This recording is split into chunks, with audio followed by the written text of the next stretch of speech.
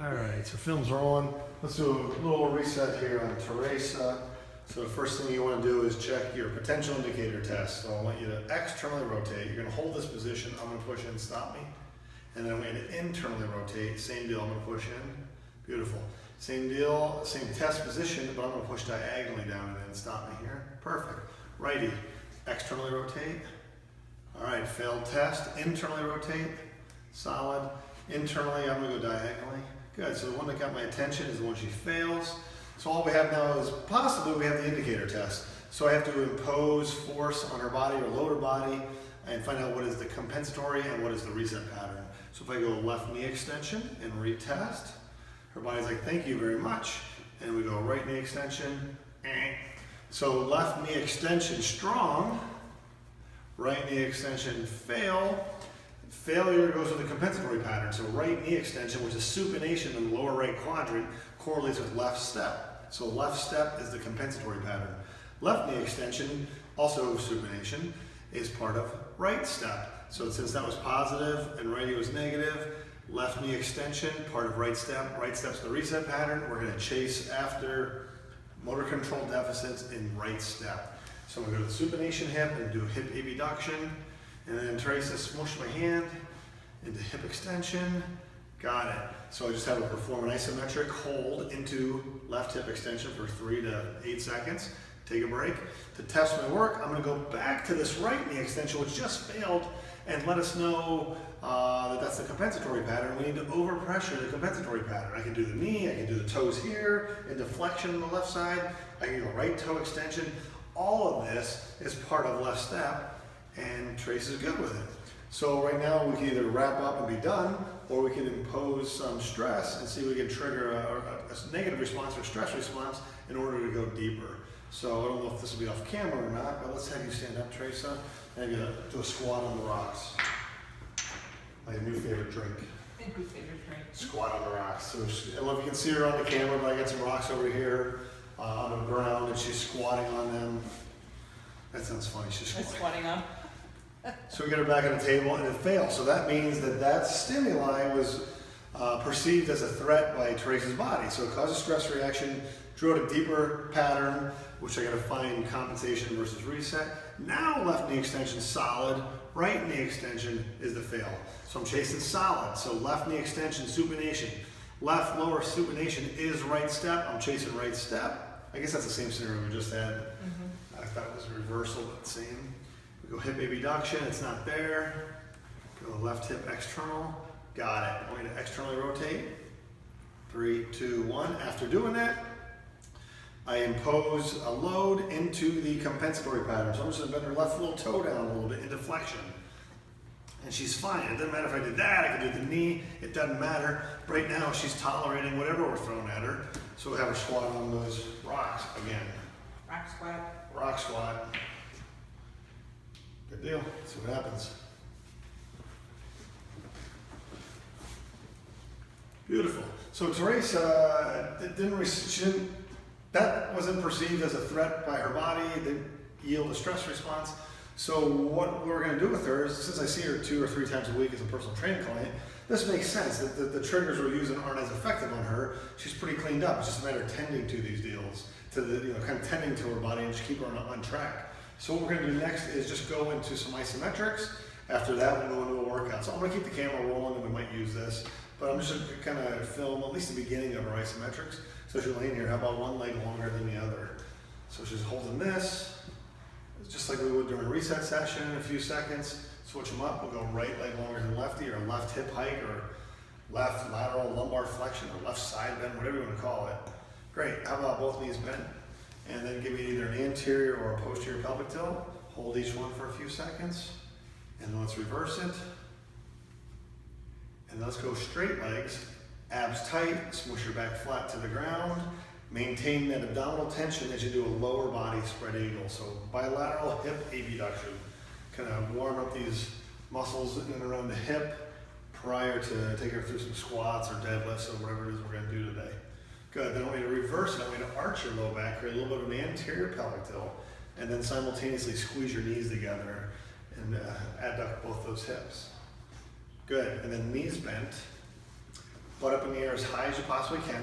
And when you can go no higher, give me some more posterior pelvic tilt, so abs super tight.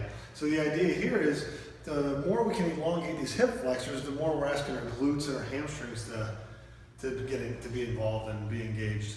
Take a break. Let's go left knee straight. Before you lift this left leg up in the air, I want you to give me a little bit of arch in that low back or an anterior tilt. So you maintain an anterior tilt, lift that left leg as high as you can. The reason we're having the anterior tilt, prior to the hip flexion, is by taking the pelvis into an anterior tilted position, it's already creating hip flexion. So we're not trying to see how far our foot can go, we're trying to create as much hip flexion at the joint as we can. And then we can add some audibles here, so we'll have you internally rotate as far as you can, maybe a little external as far as you can. Let's go back to neutral, cock the ankle back for me. Relax the ankle, try to see if you can take the leg even higher up in the air. Beautiful, so opens it up, give me a little ankle dorsiflexion actively, and then relax it and go further with the leg. Stay up there, have a little turn, and a little opposite turn. Take a break, or switch legs I should say. Arch the back, lock your right knee, same idea. Kind of come up as high as you can, spend a few seconds there. Then add a little rotational component, either internally or externally. Beautiful. Neutral, little calf, active calf stretch. Relax the calf, bring the leg higher. Good, dorsiflex the ankle in order to create a little stretch behind the leg. You got it. Now, neutral, relax the foot, see how high you can go. Just earning the right to go further, not imposing or forcing anything upon her. Good. How about knees or feet on the ground? Give me a bridge again. Abs tight, posterior tilt. And let's add a different audible. How about left hip pop to the ceiling? Reverse it, we'll go right hip. Then more of a neutral deal. Abs stay tight. Keep your feet where they are and do a spread eagle with the knees. So push the knees wide. And then squeeze the knees together. Nice, little break. Give me an anterior pelvic tilt and a big chest. We're gonna kind of dome out the entire spine and create as much extension as you can through your spine. And let's reverse it, abs tight with a crunch. Love it. Good, neutral. How about lean right or left for me, upper body. And it's not about the position so much as it's about the intentionality. So going left. So you go here, it's almost like you're trying to resist my invisible force. So you want to let go, you can still effort into the position. We'll go neutral. Have you cock both ankles up or dorsiflex both ankles. And then reverse it where you pick the heels off the ground. Be careful of a calf or an arch cramp. How about find the neutral, that 90 degree, that in between position. How about both feet twist left? So external and internal tib rotation. Reverse that. Nice. Neutral feet. How about the feet stay flat, flare the toes up in the air for toe extension. So feet stay flat, lift your toenails to the ceiling. Oh. There you go.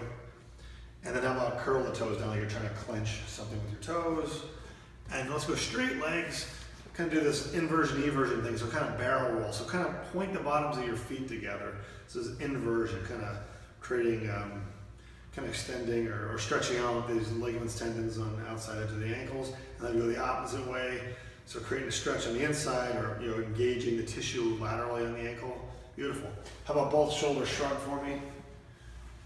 Both deep press. Both protract forward. Squeeze backwards. Elbows squeeze into your sides. Arms reach overhead as high as you can, as far as you can. And then squeeze your ears with the biceps. Beautiful. Arms to your sides. How about chin tucked down? Head stays on the ground for head or capitis flexion. And then chin back exposed. And then neutral.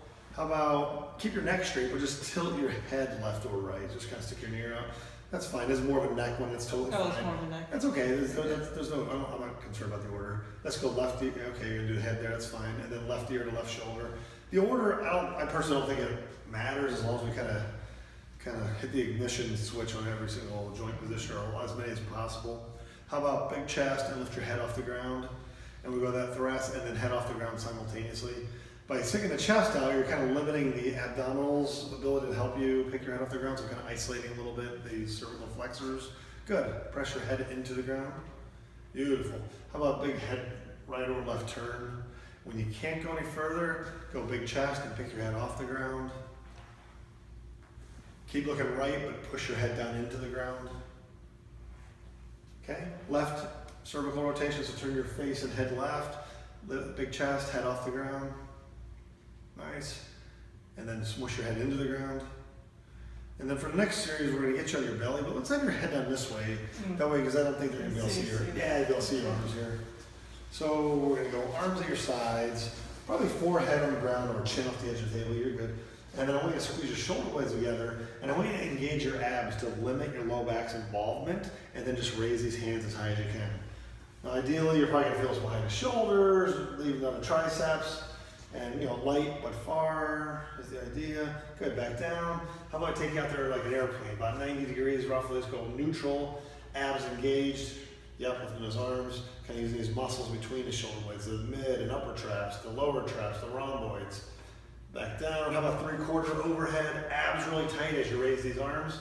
And as we go up to 90 degrees and above, the low back really wants to come into play here, so definitely encourage you to keep your abs tight as you perform these. Go ahead and straight overhead with those arms. Abs tight, hands as high as you possibly can. Beautiful. Arms back to your sides. How about lift the chest up in the air as high as you can? So we'll go trunk extension. And how about left shoulder to the sky? And then how about head turns right? How about that right leg lift up in the air? 3, 2, and let's reverse that whole deal. So then we'll go right shoulder high in the sky. And when you lift up in the air a little higher, so you're not pushing out this left shoulder, so actually take a break for a second. Come up neutral first, so come as high as you can, and then add the rotation. Left head turn, left leg lift and the extension. Awesome. One more thing, let's get you sitting on your butt and facing up towards the door here, Teresa. And if you sit upright like 90 degrees of your hips, let's scoot you back a little bit because I think you might be off the camera. And then, so fall back and switch your head. So really super tall chest. So a lot of people, this is going to be a pretty extreme range just to be here, but I know you've done it before, you can handle this pretty well. You're going to stay really tall. If you need more of a challenge, just pick a leg up.